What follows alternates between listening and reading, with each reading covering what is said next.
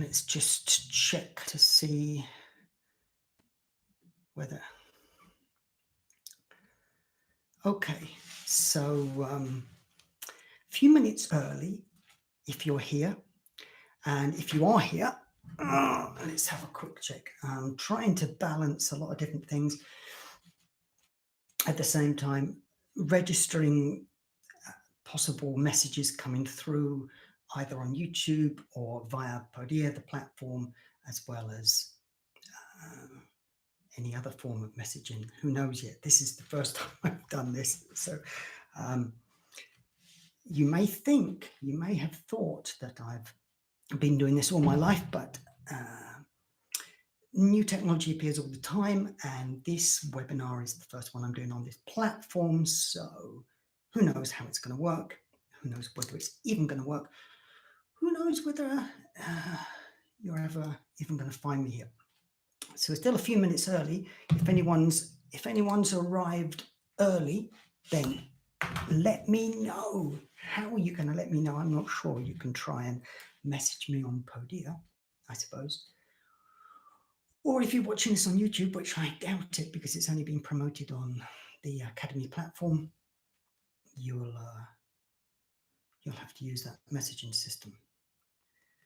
So just spending a couple of minutes waiting for the 6 o'clock chime to start, and I'll begin this introduction to the Academy and the Q&A. So as I just sip my tea and say hello to anyone, I'm hoping that you can hear me okay. If you can't hear me, and I'm looking at the microphone levels that look a bit low, so perhaps if anyone is listening in, then you can let me know what's going on with the levels. So, yes, almost 6 o'clock, almost ready to start. I hope, Dirk, that you managed to log on at the right time, given I think you're an hour ahead. I didn't really think about time zones, stupidly, really. I should have done, shouldn't I?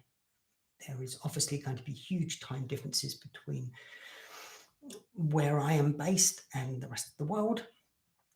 And it's something I should get used to, but still haven't got my head around the different time zones across the whole of the both Western and Eastern Hemisphere. Okay, well, I think it's now 6 o'clock.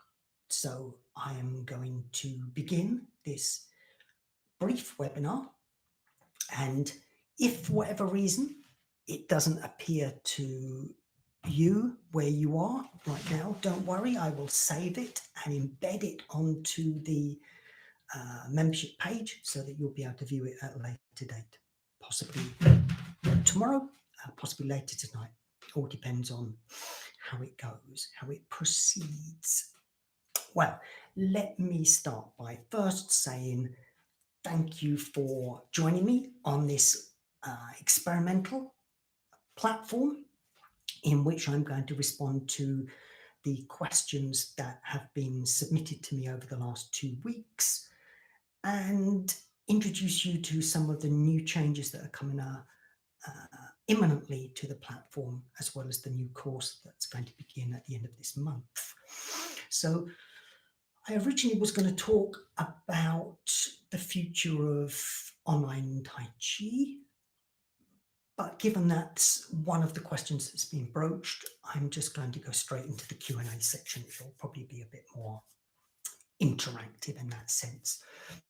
So it's now 1 minute past 6. I'm hoping that those of you who are joining us are making your way into the lounge and you have a chance to get comfortable, perhaps grab a cup of tea and join me for the next, I reckon it's going to be about 45 minutes or something, if I can answer fairly briefly the questions that have come up. I've got about 8 or so to 10 questions Some of them are similar to each other, so I'll try and combine them. And hopefully we'll get through those relatively quickly. If you have any others, then you will have to post them to me as I'm talking, either on the Podia chat, of which I hope I will pick up on this phone at the same time, or if you're on YouTube, you can probably leave a comment there and I'll pick it up or see it.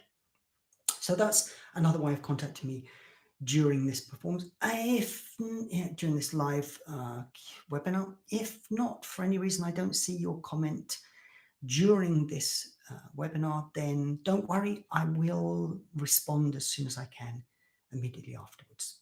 Okay, so just a quick sip of tea. And I will begin with the first question. Stick glasses on because I can't see that short. Right. The first question comes from Eleanor. Thank you for your question, Eleanor, who asks, as lockdown eases, will there still be a need for online learning? Well, this subject about online learning really runs through is a major thread throughout all of the questions that I'll be answering today, and is clearly a big subject as we emerge out of lockdown and classes scurry back to some form of physical presence, either outside or inside, possibly very soon. Now, there has been a rush to get back as much as possible to do this, and it's largely been from those teachers who have embraced technology during the last 12 months only. They've either adopted Zoom classes or YouTube classes as an emergency band-aid measure to get them through the lockdowns. And clearly we're only ever going to go back to teaching in their local sports halls, church halls, wherever it was that they were practicing beforehand. So that was always going to be the plan. I have been teaching for this is my 6th year online now. So when the lockdown came, I just carried on doing what I was doing and marveled at how everyone scurried on board and then jumped off later. And that's a process that's been going up and down. What's interesting really about the last year is that a lot of new technology and platforms have come forward that we can employ in distance learning. And let's not forget that distance learning goes back far longer than the present pandemic. People have been learning online for decades and decades now. And it's not just online. Previous to the internet, it was by postal services. There's always been a tradition of learning from distance. And technology enables us to do it in a lot of different and innovative ways. And it's expanding and improving all the time. As someone who's now predominantly teaching online, I'm excited at what we can now do and the level of interaction that we can have. So I think there's a huge future for it. That's without even looking at whether the present restrictions or the present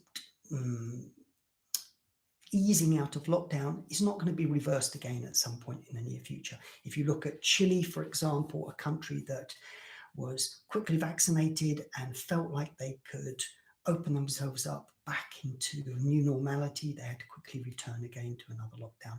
So we don't know how this virus is going to play out. We're hoping it's going to improve from now on, but we have been surprised before. So don't be too surprised if your local Tai Chi class shuts the door again and returns back to their Zoom classes. So Ella, thank you for that. I hope that's covered pretty much the main principles and points of that. Let's go on to question number 2 from David, who asks about a very interesting subject. Thank you for your questions, David, about pain and gain. And David asks about the idea in Tai Chi that, well, basically about the idea of exercise generally, is that the idea of as we as we stretch our bodies to accommodate new skills, whether or not when we approach a pain barrier, we should go through it and emerge out of the other side a better human being and more capable, or whether the old slogan of no pain, no gain is not particularly something we should follow. Well, I see that there being two really different threads to this, David. First, that the idea of stretching gently part of your body where you find it tight, where muscles or ligaments and tendons have tightened or constricted because of posture or working conditions, and they have tightened up, and you need to release those slowly and gently, not by bouncing up and down as we were taught as kids to stretch, but easing gently and with breath and awareness, then yes, you will experience a certain amount of discomfort that could be called pain, and you will move beyond that as you push yourself. I don't see a problem with that at all. Where I do see a problem is in the second example, which is whereby you might have a bone issue or a joint issue. Perhaps the fluid between your vertebrae has dried out and you're getting a grinding motion, or one of your joints, perhaps a knee joint, is lost some of its suppleness and you're experiencing pain where bone is rubbing against bone. These are clear signs of disintegration of the body, and there's no going through the pain barrier there. Pain is a very clear indication that you're doing something that is not good for your body, and you should listen to your body. So in that case, David, I would say very clearly, do not follow the no pain, no gain slogan, because it's harmful, if anything else. But once again, if we're looking at stretching our capabilities as bodies that are generally degenerating slowly year after year, then there are certain things that we can do to slow down that process and ensure that we have as much suppleness and flexibility as we can as we grow older. And that's something we should learn to embrace safely. And if that requires going through discomfort for some level, then there are safe ways to do that. So I hope that answers that question a little bit. Okay, on to the next. In fact, this is a question that comes out of the previous question, really. Linda asks about balance, very simple question about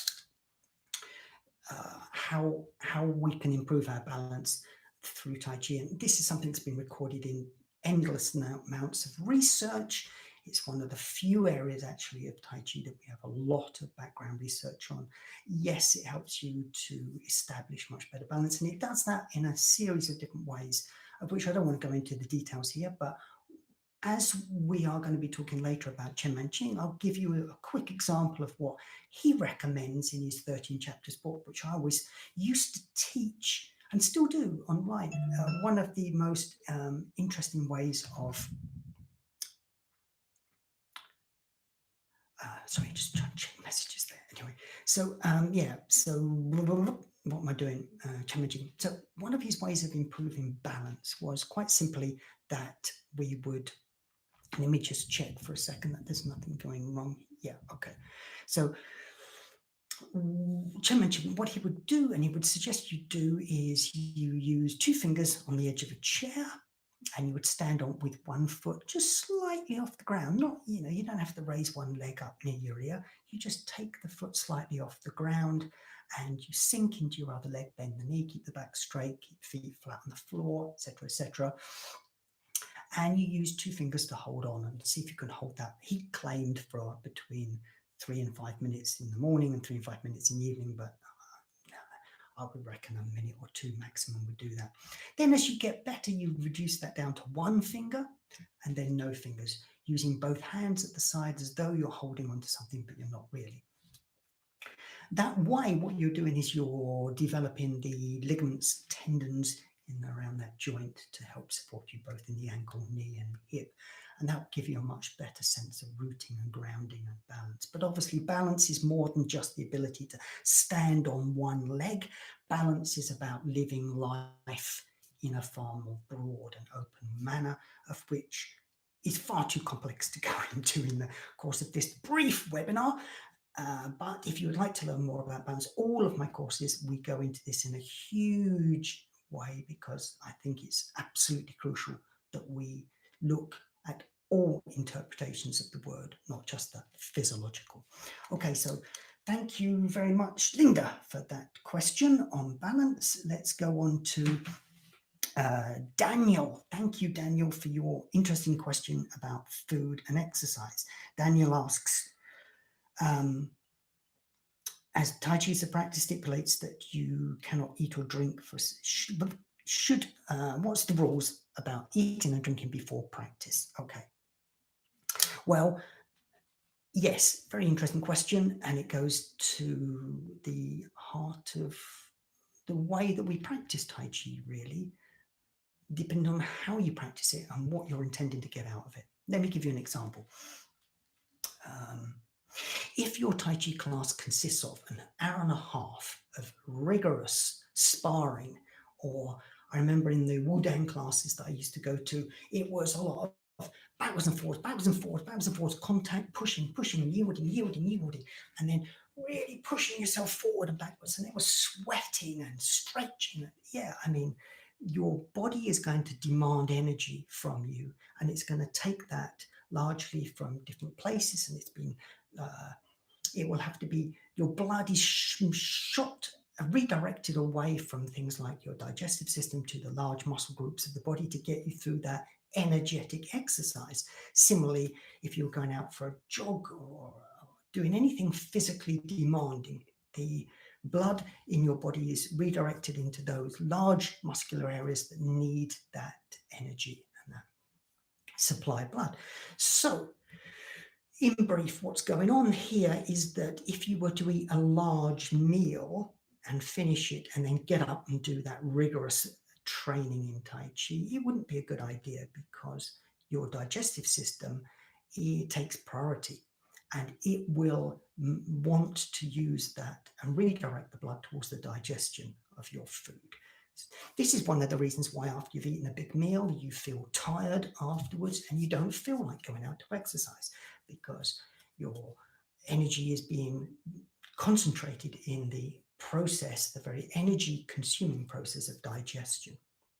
So briefly, you don't want to eat a big meal just before training. However, let's be clear about what training does involve. Not all of us are training, sparring, full contact for an hour and a half in our Tai Chi sessions. Some of us may be taking it very gradually, maybe doing 10 minutes here, 10 minutes there. And in that case, it really doesn't matter whether you're indulging in a little tea and you're having a biscuit at the same time, and then you get up and think, I'll just do a quick form while I'm up here. In those cases, it's not going to make any difference at all. Just get on with it. However, do bear in mind, it all depends on what you're training, how intensely you're training. These questions will have more relevance or not for you. One of these areas about physiology is something that I'm very interested in. And if you want to know more about that, let me know, because we can perhaps in the membership area of the Academy look at exploring that in greater detail. Certainly it's an area that fascinates me. So thank you, Daniel. I hope that makes some sense about that. Okay, on to a question from Dirk. Hope you've made it here, Dirk. You're out there somewhere. Thanks for let's just check that. Yeah, let's check. Okay, David. Okay, so yes. Thank you, David. The sound is fine for you. Great. Yes, thank you. Thank you for letting me know. Okay, great. Ian, oh, hi.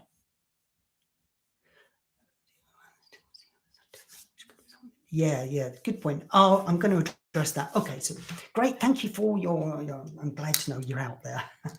So quickly back to Dirk's question. Dirk asks, what are the Tai Chi classics? Is there a bilingual edition, and what editions would I recommend? Well, good question, Dirk. Thanks very much for that.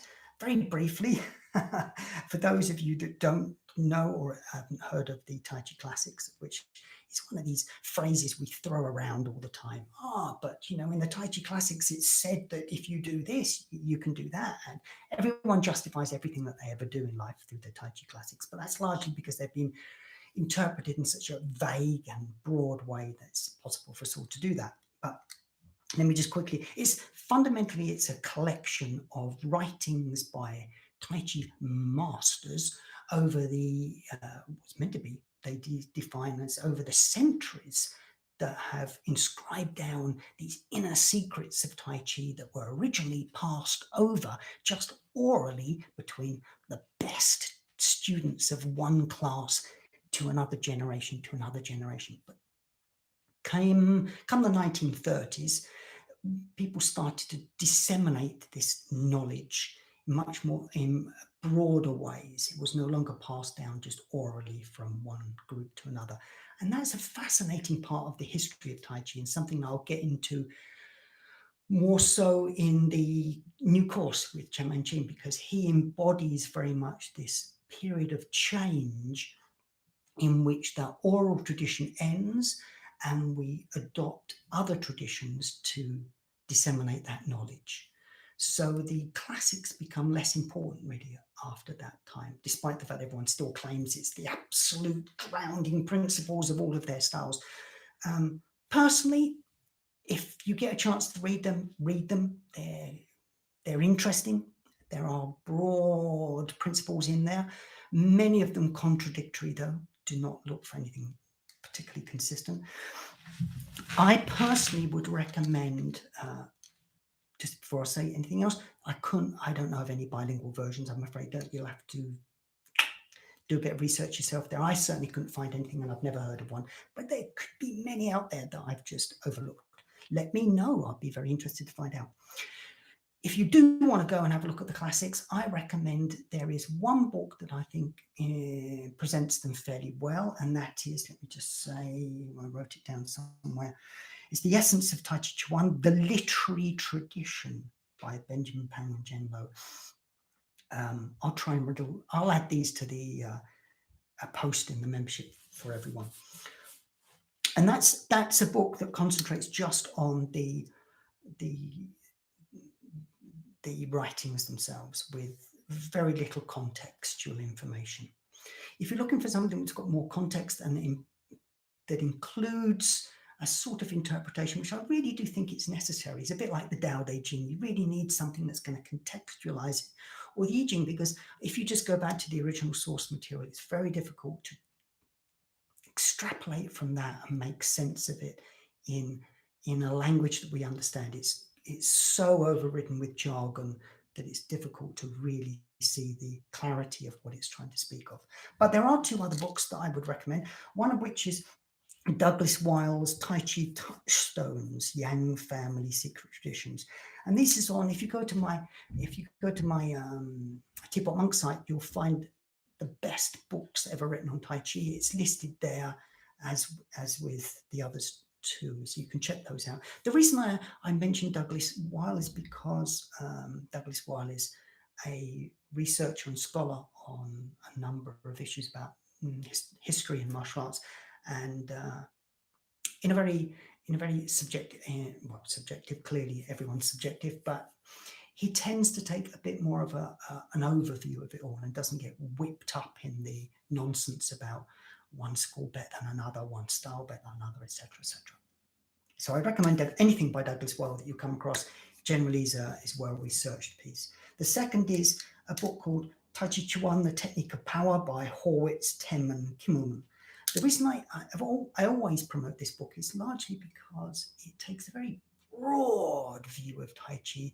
It looks at how it relates to other disciplines. Anyway, there's a section in there on the Tai Chi Classics, and it takes out a few bits and pieces and tries to make sense of them. And I think that's quite a good introduction if you haven't come across the Tai Chi Classics before. But as I say, got to find these things out for yourself, ask around, have a look, see what you think. Don't just go by what I say. I am very biased, as you all know. Okay, thank you for that, Doug. Now, there's a question here from Josie, but I can't see it. Come on, Josie, what's the matter with the question? Okay, it's coming. Josie asks, why did you create the Academy? And why not just keep me on your email list? Yes, some of you may have been thinking, what am I doing? You know, I was happily sitting there snoring away in the background on my email list, and you've shoved me into this membership program. Well, there has been shifts, and there will continue to be shifts over the next few months about how I'm structuring the classes and levels of interaction on this platform. As you know, I've moved from several previous platforms to the present one. The present one is something called Podia, and it enables me to do a lot more in terms of this sort of thing, webinars, for example, that I couldn't do before. It's a lot more expensive. It's costing me about 8 times more than the previous platforms, but there is this level of interaction that is really great, and different membership levels, and you can sit back on an email list, or you can get actively involved in more of the membership styles. So there's 4 reasons why I basically introduced this, one of which I've just mentioned. The first is what's called Convergence, and I'll just mention this very quickly. So in previous platforms, you would have just subscribed to a course or downloaded a product, and that was it. If you were on my email list, you might have got a notification about an article I've written. But across the internet world, there are platforms such as Pinterest, Instagram TV, YouTube, obviously clearly Twitter and Facebook, and Quora, of which all contain information, images, ideas, conversations that I engage with on either a very regular basis or a less regular basis. So the idea is that instead of spreading so thinly across so many platforms that you would have to follow, you would have to have an account with all of those different social media platforms and follow me on all of them to see what I do in terms of the graphics, the video, the articles, the live stuff, the audio files that I'm producing, the podcast that I'm doing jointly at the moment. All of this stuff you will never ever find out about unless you follow all of those platforms, and that's just ridiculous. Who wants to do that? So I'm going to be introducing a means of converging that into one place on this platform. So you will just have to go to one place if you want to pick up the latest of what's going on. So that's one reason. The second is interaction and feedback. Now, up until recently, I've had 2 choices with online tuition. One has just been self-study, which is mostly how my classes are structured. Or secondly, it's been Zoom classes and YouTube Live and that sort of thing, where you get little weeny boxes like this of yourself doing it with 10 other people. All of this is quite useful. All of this can be quite instructional. I think a lot of that will disappear once classes resume again. But there's other levels of interaction that intrigue me, and that is to have a means by which we are able to communicate more regularly and get more feedback regarding the way that you're learning, regarding your progress, and regarding input together into the same platform. So my plans are to introduce more guest hosts, guest teachers, insights into other schools, insights into other teaching practices, insights into other training systems, And if that intrigues you, because fundamentally, at the end of the day, we don't want to just myopically study one aspect of Tai Chi. We want to open ourselves up to the whole broad world. Then this membership is going to be able to do that. And it's going to differentiate those people who are just on the email list in order to download the product, to those that are actively looking to improve their Tai Chi through not just the practice of techniques, but dialogue, discussion, and openly connecting with people across the world. And that's what I'm trying to do with this academy. To that end, I've already invited different teachers to come in and help participate. So depending on your level of membership, which I'll talk about in a minute, you'll get access to all this additional training. So the final one is resources and support. Yeah, so there are going to be, let me just check. Yeah, okay, resources. Yeah. So some of you I know are teachers yourself. Your students, you're already teaching, or that you've begun to start teaching other people, because generally I think you should start teaching other people. I don't think you have to wait 20 years before you start sharing the skills and information you pick up. That reminds me of Ian's question, yes, about that. I'm getting to it. Don't worry, I am coming back to it. But one of those things I want to do is share those resources, and I want to disseminate them more so that people will have structures of classes to use, exercise routines, drills, training patterns, behind the scenes stuff, off-camera stuff, all of the stuff that I built up over the last sort of 30 years of having written the books and done the courses. I'd like to make this available to some of you, at least, that are interested in that. So that's something else I'm going to be offering on the membership scheme. Finally, okay, let's just move on to the next questions because we're falling a little bit behind time. Okay, Dirk asks again, that's another question from Dirk. How important is knowledge of the martial applications and energy flow when performing the Tai Chi form? Great question, Dirk, once more, and goes to the heart of the practice. Very difficult question to answer briefly, but I'll give it a go. Maybe this is something we could explore more in another webinar, and that is that fundamentally people come to Tai Chi for all different reasons, and this is not new. It's been around for a long time. We're going back centuries. You can still read texts why people come into Tai Chi to learn it for one reason or another. There's always been this diversity of interest. It doesn't mean that just because you're not doing everything in that curriculum, in that broad curriculum, that you're not doing Tai Chi. There is this,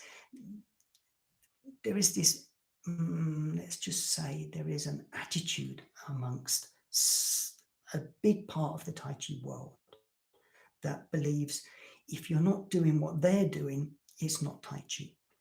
It's just bean code boxing. This is what some people used to call it, as a means of dismissively describing your style or your approach. But Tai Chi's always had these different elements right the way back. Well, most martial arts have always had this, right the way back to the Shaolin Temple, when the monks were so-called lethargic and needed wakening up with exercise routines. Were they doing it for spiritual awakening? Were they doing it for physiological reasons? Or were they doing it for self-defense reasons? These questions go back to all styles across the centuries. So there's nothing really different here.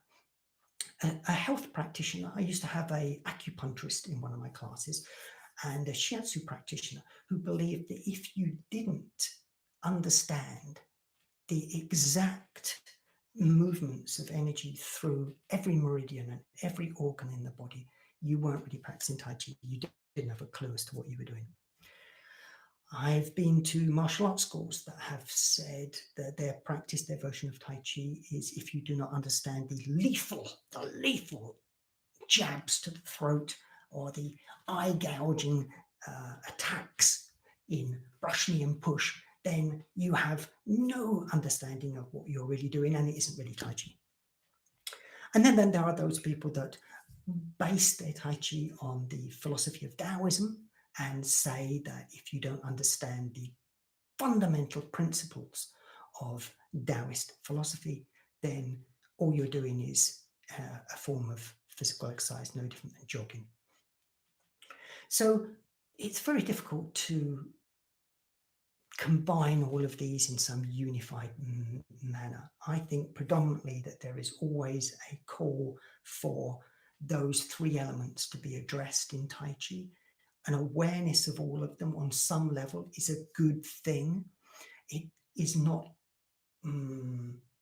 it's not absolutely essential. If you're involved in Tai Chi for health and physical health reasons, or simply, I've had people sent from the hospital when I was teaching in Spain because of nervous issues or balance issues. They come in, they improve, they leave. Were they doing Tai Chi or were they doing something else? I don't think it really matters what we define it as long as people get what they need from it. That may appear as a bit of an escape clause there, Dirk. I'm sorry if that's what you think. If you are really keen on the martial applications, in my complete Tai Chi course, I do address the martial applications in there. But online, as you know, it's more difficult. You really do need partner work. You do really need to be addressing that with someone else.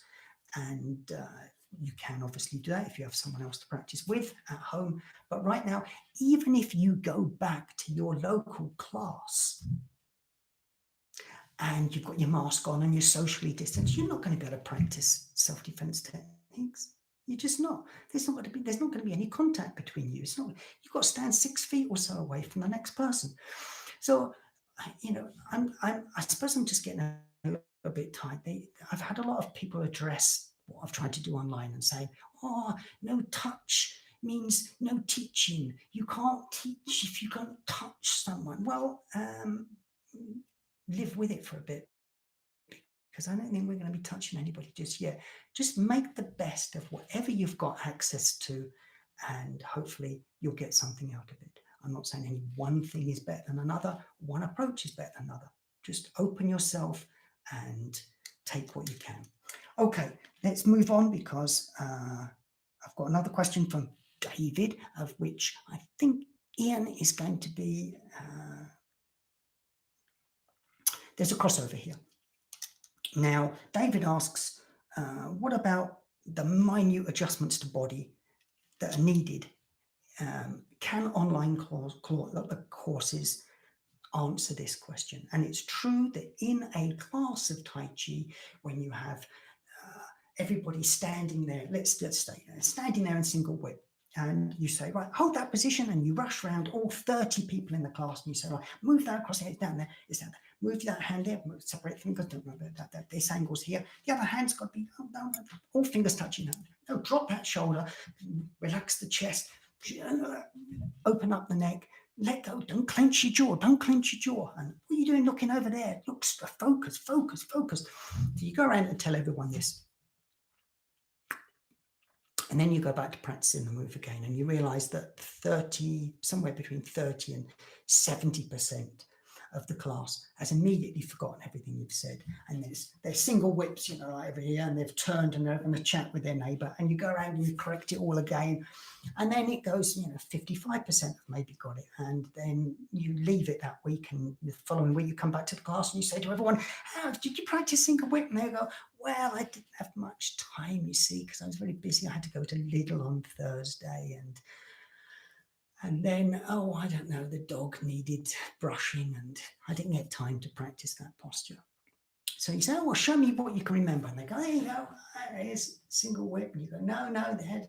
So what I'm trying to say to you, David, is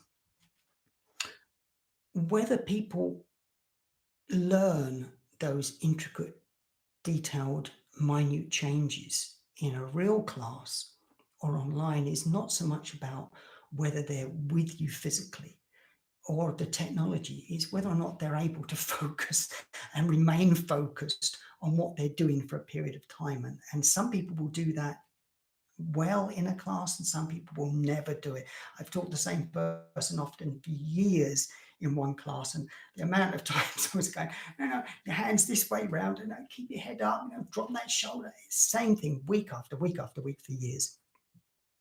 So there is this issue about, and I think it's a fair criticism that you cannot physically change people's postures online.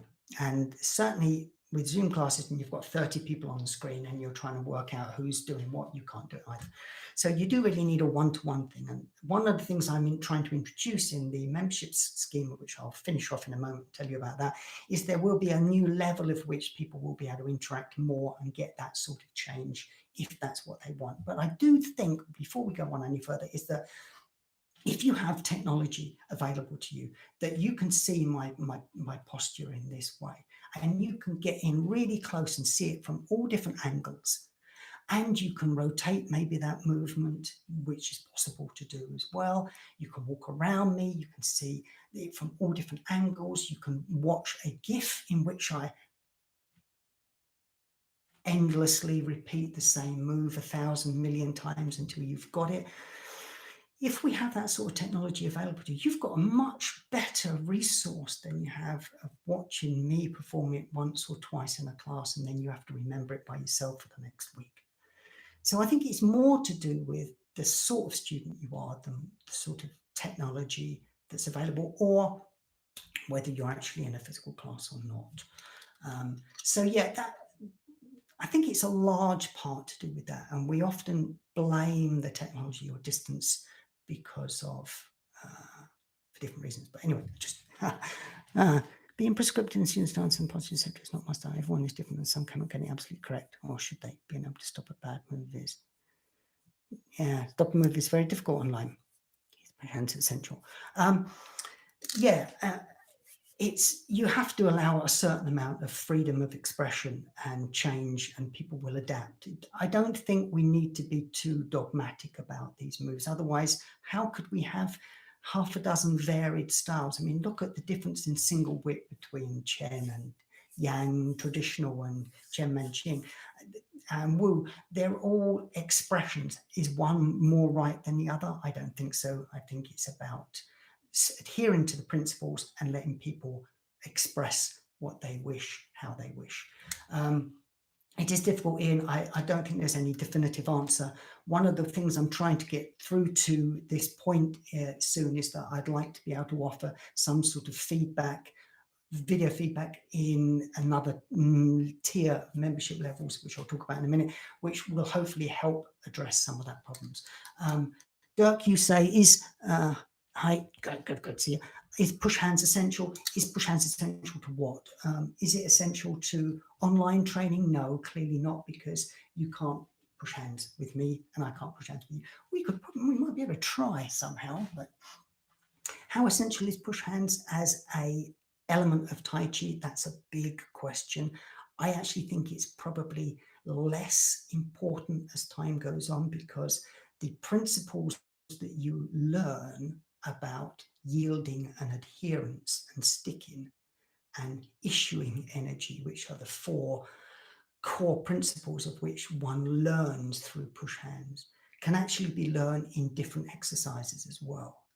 And a lot of the time we believe that we can only get them through a form of push hands combat, which sometimes works and sometimes doesn't. I've found, when I've been teaching it over the years, I've found that sometimes breaking up those four components and teaching them as separate exercises, people grasp the basics and know how to apply them in their own lives much easier than they do when they're constantly into this interactive, competitive, a little bit sort of like, oh, I'm not going to let you get in here, I don't want you to touch me, or I'm resisting, all of that sumo-like stuff that goes on. Which not always, sometimes it's really great, and I do use it still in class, but I do think it's not as important as a lot of teachers would make it out. And I probably get a lot of criticism for saying it, but I've said it anyway. Okay, let's get on, because I've got to just touch on this last question, which is from Matt, which says, okay, you've talked about, this is yeah, okay, yeah, I agree. Oh, great. Thanks, Dirk. So the idea of the training session. So I'm going to introduce, as I've said to you before, the different membership levels you're in. Everyone's in a grasshopper level at the moment. I'm going to be introducing what's called a ninja level, and that level is going to be aimed at, it will come available this weekend.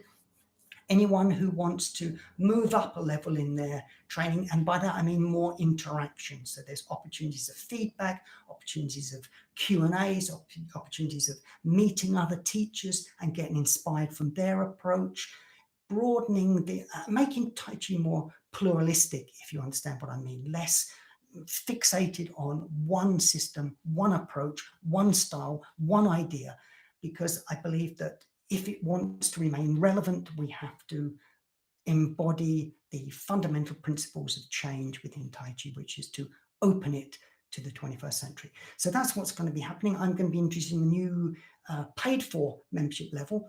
You don't have to by any means. It's only for those people who are going to be learning a new course and want the additional layers of feedback. I'll publish all the details out there tomorrow on the website. So have a look around for a new membership page and a new details about the another question just coming in. Yes. What about the Chen Manjin course? Yes. Okay. So the Chen Manjin course is starting at the end of the month, and it's fascinating. I really have to say that even if you've done another style, this guy embodies a attitude which is completely different than any other Tai Chi teacher, I think, in pretty much in history. And it might be to the fact he was, there's a lot about him anyway that is absolutely fascinating. And if you've seen the film The Professor, it gives you slight insight into that, but I think there's more to it than that.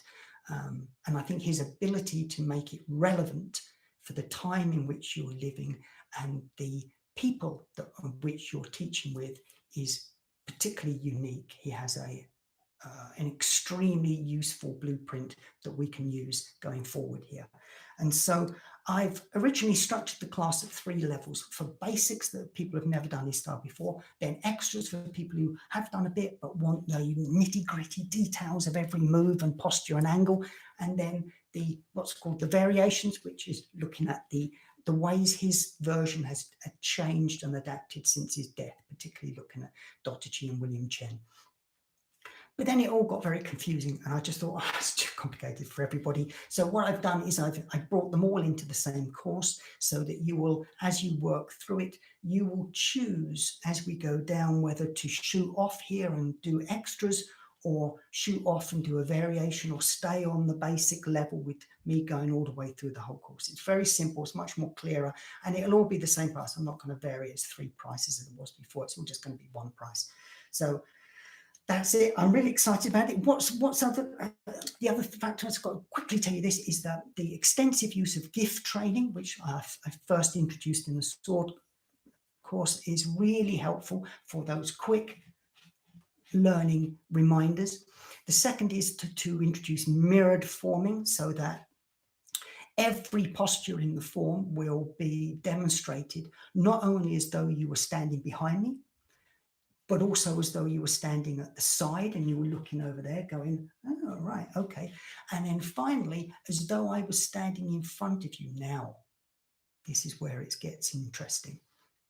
I will be doing it in a mirrored format, so that I will be, it will be as though you were looking at a mirror.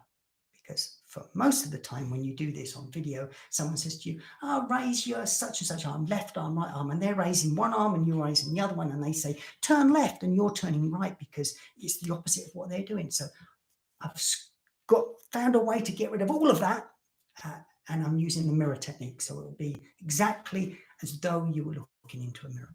So that's going to be really interesting.